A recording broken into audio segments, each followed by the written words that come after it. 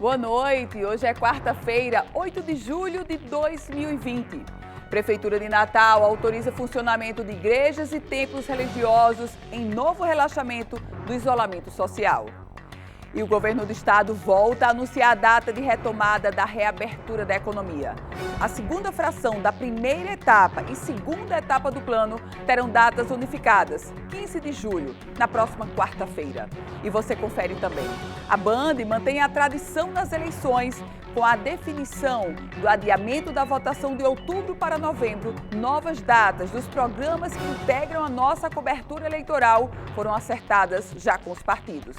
E ainda, nós vamos conversar ao vivo, via Skype, com o deputado estadual Gustavo Carvalho, do PSDB. O Band Cidade começa agora.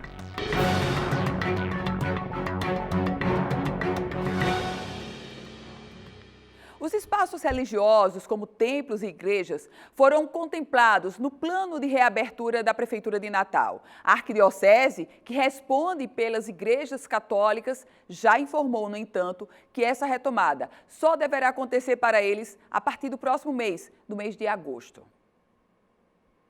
O funcionamento de igrejas e templos religiosos foi autorizado pela Prefeitura de Natal através de portaria no Diário Oficial do município e já começou a valer a partir desta quarta-feira. As congregações não podem exceder o limite máximo de 20 pessoas. De acordo com a regulamentação, os locais devem seguir regras de distanciamento social de pelo menos 1,5 metro entre os frequentadores. Atendimentos individualizados deverão ser agendados. Apesar da decisão da Prefeitura, a Arquidiocese informou que a reabertura das igrejas católicas deve ficar para o mês de agosto. Esta reabertura só acontecerá na nossa província a partir do mês de agosto, uma vez que os nossos bispos tomem esta decisão. O pároco da Catedral explica também que o protocolo para essa retomada ainda está sendo discutido pelos bispos. Neste momento foi preparado orientações para que as paróquias possam preparar as igrejas naquilo que são as exigências de uma provável reabertura, oferecendo tudo que possa ser de segurança para os fiéis participarem das celebrações gradativamente. De acordo com o protocolo da Prefeitura, os locais de acesso ao público deverão ser higienizados no mínimo 4 vezes ao dia e todas as áreas deverão ser mantidas ventiladas. A fiscalização das normas ficará a cargo da Guarda Municipal. Depois de adiar o plano de retomada da economia, o governo do estado do Rio Grande do Norte agora anunciou que voltará a seguir o plano já a partir da próxima quarta-feira, dia 15 de julho. A data é a mesma em que começa a valer a fase 2 do cronograma. Além de bares e restaurantes, essa data também deverá remarcar a reabertura de academias, atenção, sem uso de ar-condicionados e treinos nos clubes de futebol. Em todos esses setores, da primeira e da segunda etapa, é importante frisar que valerão as regras de distanciamento, controle de temperatura e uso de máscaras. O Rio Grande do Norte chegou hoje a exatos 36.493 casos confirmados da Covid-19, registrando 1.322 óbitos. Outras 191 mortes seguem em investigação. O governo do Rio Grande do Norte tenta fazer uma compensação no sentido de uma crise que foi gerada e de um grande debate. Quando todos esperávamos, sobretudo as entidades representativas da chamada classe produtiva, associações e federações, a governadora Fátima Bezerra suspendeu a retomada, que deveria ocorrer nesta quarta-feira, deveria ocorrer hoje. Agora, volta, retoma, anuncia já para o dia 15 e com contexto, com as duas fases, ou seja, numa espécie de tentar compensar o tempo. Se o governo do estado parece atuar mais na retranca, as prefeituras municipais estão mais abertas, sobretudo as prefeituras das duas maiores cidades. Natal e Mossoró retomaram o plano de reabertura, inclusive com bares e restaurantes. E, apesar do movimento da prefeitura da capital e do governo, Já a cidade de Extremóis, município da Grande Natal, decretou um toque de recolher e a suspensão das feiras livres, isso até o dia 12 de julho, devido à pandemia do novo coronavírus. Quem traz agora todos os detalhes para a gente no Band Cidade é o repórter Silas de Nóbrega. O município de Extremóis, de cerca de 28 mil habitantes, já registra 357 casos confirmados do novo coronavírus e 17 mortes causadas pela doença, segundo o último boletim epidemiológico da CESAP. De acordo com o novo decreto municipal, fica instituído o toque de recolher das 8 horas da noite às 5 horas da manhã, para que todos permaneçam em confinamento domiciliar obrigatório. O decreto também suspende temporariamente o funcionamento das feiras livres, como medida de fortalecimento também desse decreto domiciliar obrigatório no município de Extremóis. Na verdade, nós temos realidades bem distintas entre os 167 municípios do Rio Grande do Norte. No caso do governo do estado, eu trazia há pouco a informação de que o governo suspendeu a retomada, mas dia 15 de julho retoma já em 2 fases. No caso da Prefeitura de Natal e Mossoró, estão em franca abertura. A cidade de Extremóis, que enfrenta diversos problemas na administração, ou para não dizer falta de prefeito, decreta agora o lockdown. Lá em Areia Branca, mais fechamento. Lá em Caicó, abertura de academias. São realidades completamente diferentes no nosso pequeno Rio Grande do Norte. O SEBRAE e entidades do comércio estão realizando visitas em diversos estabelecimentos comerciais aqui da capital potiguar, apresentando protocolos para a retomada das atividades econômicas. Você acompanha agora nessa matéria. Com a retomada gradual da economia de Natal, os cuidados precisam ser redobrados. Nessa conveniência, por exemplo, as novas orientações de biossegurança já estão sendo implementadas no acesso dos clientes. Informações que a gente vai colocar mais em prática ainda, entendeu? A marcação no chão, o uso de máscara. Se não vier de máscara, não entra. Para que essa reabertura aconteça de forma segura e consistente, evitando a contaminação do novo coronavírus, o SEBRAE iniciou um trabalho de conscientização nas empresas, com o projeto SOS Protocolos. A ideia é esclarecer realmente o empresário sobre as medidas necessárias para essa retomada de forma segura. Passamos também um checklist, onde esse checklist dá uma segurança maior para o empresário, saber se ele está atendendo às normas técnicas e também para ele poder se adequar de forma segura. Desde o último sábado, equipes do SEBRAE, CDL Natal e FEComércio estão visitando os empresários em diversos bairros de Natal. Até amanhã desta quarta-feira, já foram aproximadamente 700 empresas orientadas. Essa ação ela teve início no último sábado, no bairro do Alecrim. Na oportunidade, atendemos 384 negócios. Em seguida, atendemos também a região da Cidade Alta e hoje estamos aqui no bairro de Ponta Negra. A expectativa a partir de agora é chegarmos à Zona Norte de Natal, iniciarmos pelo bairro do Igapó, atendemos a Tomás Landim e outras regiões onde o comércio é algo intrínseco ao município. São 20 agentes técnicos visitando e distribuindo máscaras de proteção nos estabelecimentos comerciais e 4 consultores na realização do acompanhamento e monitoramento da execução na prática. O nosso objetivo é fazer com que essas empresas que estão abertas façam o deverzinho de casa, ou seja, adotem as medidas para que a curva do Covid diminua e assim a gente consiga seguir com o protocolo e abrindo novos negócios, novas empresas. Economia do ponto de vista da administração municipal. As prefeituras do Rio Grande do Norte receberam a última parcela da recomposição do Fundo de Participação dos Municípios, o FPM, repassada pelo governo federal com preocupação, muita preocupação. Segundo a Federação dos Municípios do Rio Grande do Norte, a FEMURNE, se não houver prorrogação para o próximo semestre, muitos municípios ficarão sem recursos para a folha de pagamento de pessoal. As 167 prefeituras do Rio Grande do Norte receberam nesta terça-feira a última parcela da recomposição do Fundo de Participação dos Municípios, o FPM.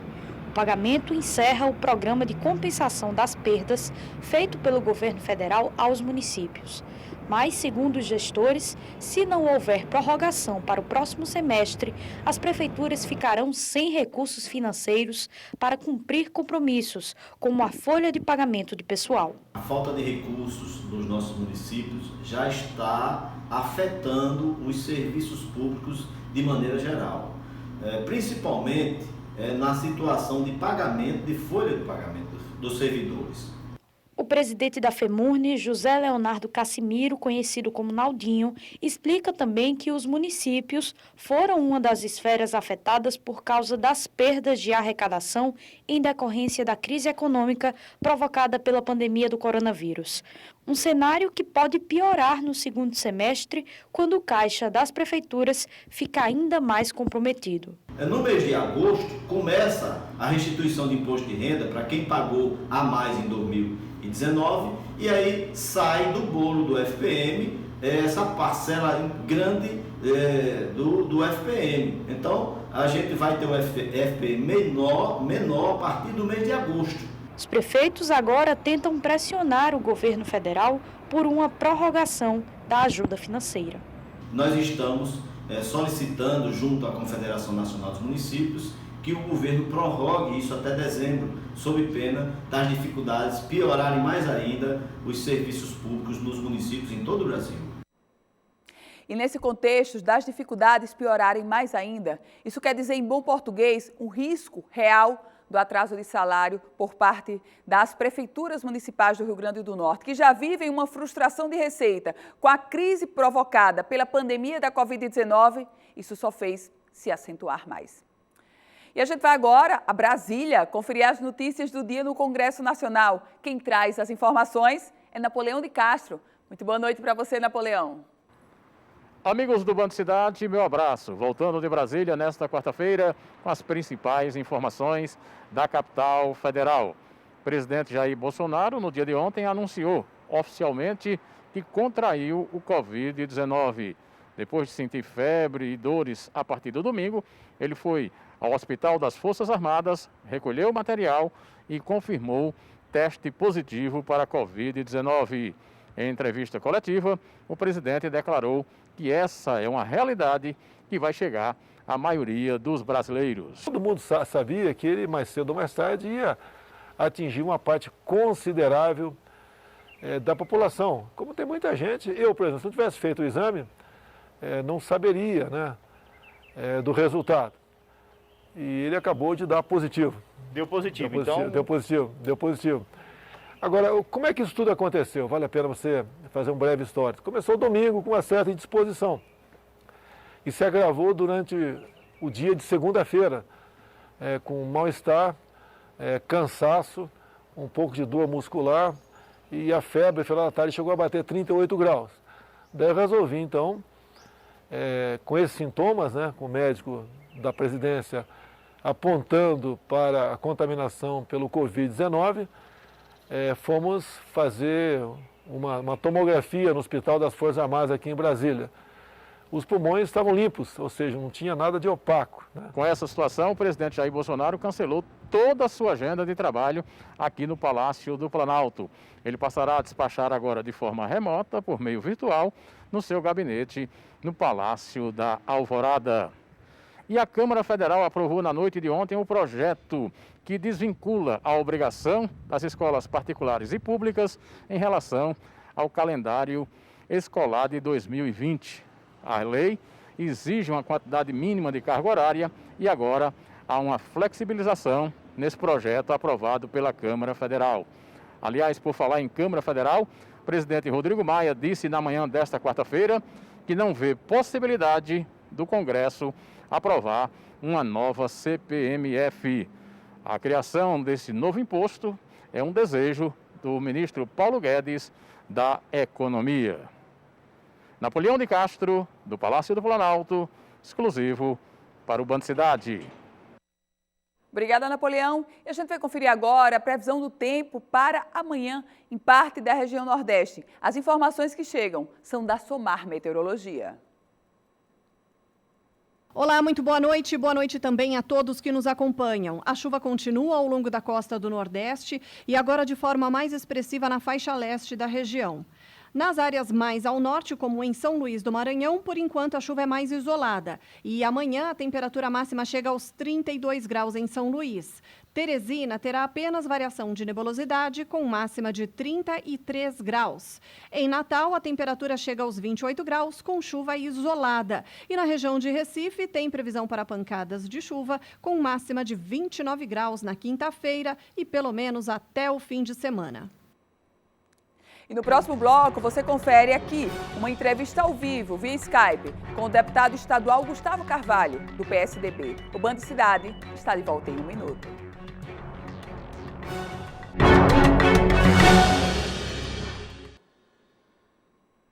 Estamos de volta com o Band Cidade e agora a gente recebe para uma entrevista via Skype o deputado estadual Gustavo Carvalho, do PSDB. Deputado, muito boa noite, bem-vindo ao Band Cidade. Boa noite, Ana. Boa noite, telespectadores, ouvintes. Para mim é um prazer, mais uma vez, estar aqui conversando com você, Ana Ruth. Alegria recebê-lo, deputado, para a gente falar sobre reforma da Previdência Estadual, um assunto que está na pauta da Assembleia Legislativa do Rio Grande do Norte. Como é que o senhor vem analisando esse projeto de reforma da Previdência, inclusive com uma urgência que o governo quer para votar até o final deste mês? Ana, eu vou procurar aqui de forma sucinta, sendo didático, fazer uma cronologia a respeito deste tema. A reforma da Previdência é um tema que o Brasil deixou de tratar na hora certa, a verdade é essa. E por que deixou de tratar? Porque os 15 anos de governo do PT no Brasil, eles sempre se esconderam atrás desse monstro, aumentando sempre, a cada ano, mais o buraco. Por quê? E por que fizeram isso? Porque sempre foi contraditório ao que eles diziam defender, ao que eles mentiam em defender. Bem, no Rio Grande do Norte, esse assunto chegou no governo passado. E nós estávamos na Assembleia, quando o governador em exercício, Fábio Dantas, encaminhou essa matéria com um texto muito mais humanizado do que a matéria que chegou encaminhada pelo governo do PT. Né? Mas naquela época, quem estava na Assembleia fazendo barricada, tentando impedir a presença dos deputados, inclusive com ameaças e com agressões, eram aqueles que hoje encaminham um texto muito mais duro, muito mais grosseiro do que o que naquela época chegou a casa. E quem eram os acompanhantes dessas bandeiras? Eram os sindicatos. Eram os sindicatos que, ao meu ver, inclusive, estão estrategicamente jogando errado. Porque estão passando para os deputados de situação, e eu aqui não mudo o meu comportamento, eu acho que a reforma precisa ocorrer, a Previdência precisa ter mudanças. Eu pontuo aqui mais uma vez isso. Eu não faço a política que vocês fazem com o contraditório. O PT faz assim. Os sindicatos hoje passam por WhatsApp mensagens para mim, que elas são lidas, mas não são para mim. Porque eles dizem que não vão mais me eleger daqui a 2 anos, se eu votar contra a reforma e tal. Mas esses nunca votaram em mim. Eles votaram em quem mentiu para eles. Em quem está hoje provocando que eles estejam enviando essas mensagens aos parlamentares. Eu não faço a política com hipocrisia, Ana Ruth. Eu não vou para o contraditório de forma alguma. Quando a reforma da Previdência chegou no governo federal, a então governadora era senadora da República. E eu me lembro e me recordo muito bem, ela numa entrevista ao seu programa, Ana Ruth, quando você perguntava por que ela era tão contrária àquele texto que estava na casa. E ela lhe respondia, eu acho que você pode se lembrar. Ana Ruth, essa reforma é um tema polêmico, é um tema que tem que ser tratado. Não pode ser tratado por 180 dias, por 6 meses. Essa reforma tem que ser tratada ao longo de um mandato. E agora impõe à Assembleia Legislativa um prazo até 31 de junho, que não vai cair no meu colo.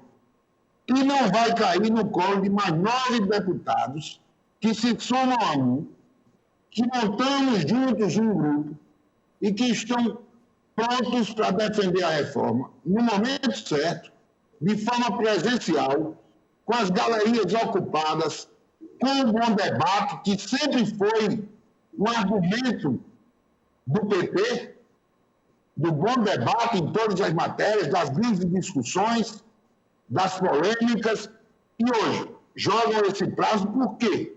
Para 31 de julho.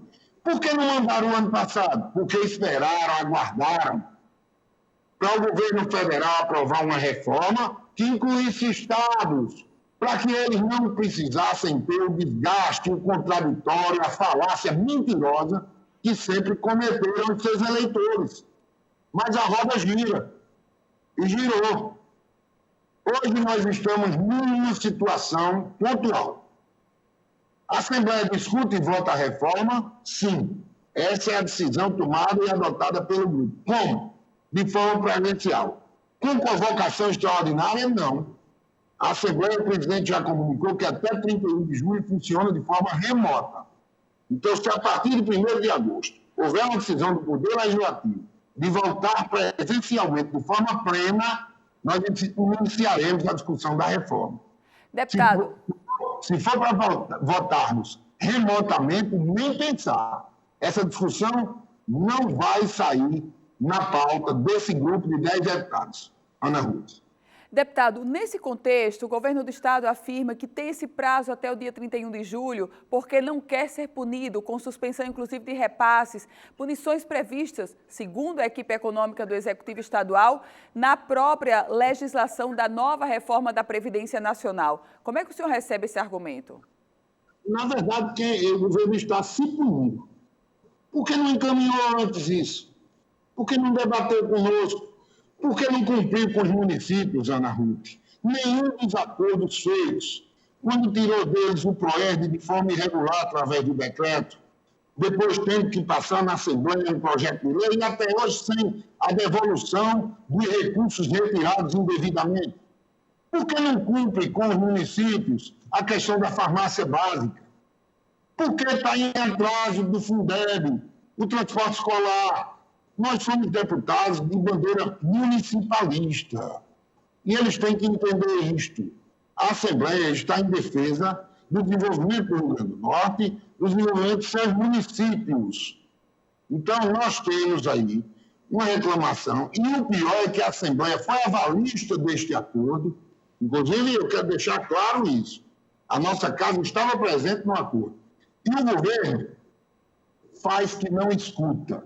Os secretários não respondem a ofícios de deputados. Eu encaminhei 2 ofícios ao secretário de Saúde. Um faz 4 dias, hoje encaminhamos outros, sem resposta até agora. Mas o secretário de Planejamento tem ofícios da Comissão de Finanças que não são devolvidos há 180 dias, há 6 meses. Tem que se discutir uma reforma. Deputado. O governo quer respeitar a casa, quer respeitar o parlamento, abra uma conversa com o parlamento. Não pode ser da forma que ele está querendo passar a reta escavadeira. Deputado Gustavo Carvalho, muito obrigada, deputado, por sua entrevista. Uma excelente noite para o senhor.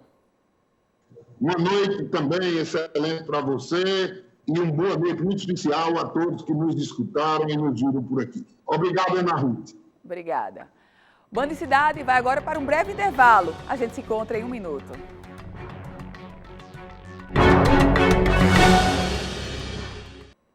E agora a gente está de volta com um recado para você. A gente escuta muito falar sobre esse auxílio emergencial do governo, não é mesmo? Mas eu quero mostrar os números reais aqui para você. Sabe quanto de dinheiro foi creditado nas contas dos brasileiros? Mais de 90 bilhões de reais. Isso mesmo, mais de 90 bilhões de reais. O auxílio emergencial ajudou e está ajudando mais de 64 milhões de trabalhadores informais, microempreendedores individuais, autônomos e desempregados. Coisa grande. Já para quem teve o contrato suspenso ou a jornada de trabalho reduzida, o governo federal criou o Programa Emergencial de Preservação do Emprego e da Renda, que ajudou a preservar o emprego de mais de 9 milhões de brasileiros. Impressionado. Se quiser saber mais sobre essas e outras ações do governo federal, você acessa gov.br Proteger Vida e Empregos. O cuidado do governo federal com o Brasil e com os brasileiros continua. E a Band mantém a tradição nas eleições com a definição do adiamento da votação de outubro para novembro. Novas datas dos programas que compõem a nossa cobertura eleitoral já foram acertadas, inclusive com os partidos políticos. Você passa a conhecer agora. A cobertura das eleições 2020 contará com uma integração completa entre os veículos do Grupo Bandeirantes.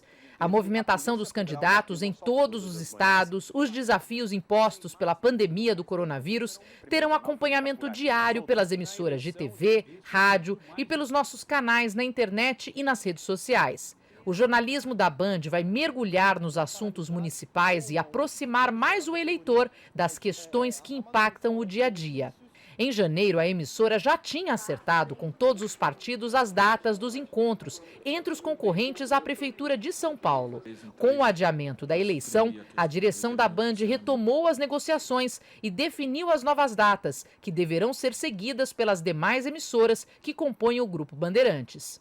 O primeiro debate será no dia 17 de setembro e, se houver segundo turno, o debate será no dia 19 de novembro. Em 20 de agosto, estreia o Band Eleições, que vai ao ar às quintas-feiras, até a semana seguinte ao segundo turno, em 29 de novembro. Esse programa será reexibido pelo canal Band News e rádios e na internet. E ao longo de toda a campanha, o Índice Band irá medir a intenção de votos nas principais capitais do país. Fizemos uma atualização em contato com os partidos do nosso projeto de cobertura eleitoral, que já havia sido discutido e aprovado em reuniões anteriores. Nossos debates, que são os primeiros, agora tem novas datas, os programas também. Estamos reforçando nossa prioridade número 1 nessa cobertura, que é elevar o nível de utilidade dos programas, dando mais espaço para buscar solução para os problemas das cidades, que com a pandemia se mostraram mais graves e mais claros. E o Band Cidade vai ficando por aqui. A você uma excelente noite.